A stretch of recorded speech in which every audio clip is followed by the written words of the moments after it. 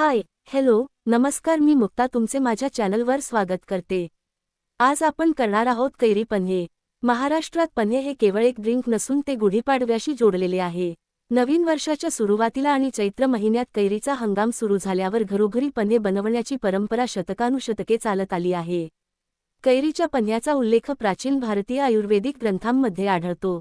आयुर्वेदात कच्च्या कैरीला आंबट गुणधर्माचे मानले गेले आहे, जे शरीरातील उष्णता कमी करण्यासाठी अत्यंत गुणकारी ठरते. पन्हे हा शब्द संस्कृत शब्द पाणी पिण्यायोग्य पदार्थ यावरून आला असावा असे मानले जाते.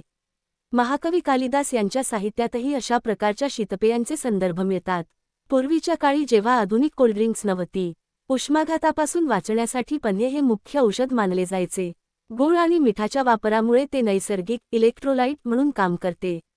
कैरीच्या पन्ह्याचे प्रमुख फायदे. पन्हे शरीरातील उष्णता कमी करण्यास मदत करते आणि तीव्र उन्हात होणाऱ्या उष्माघातापासून हीट स्ट्रोक संरक्षण देते.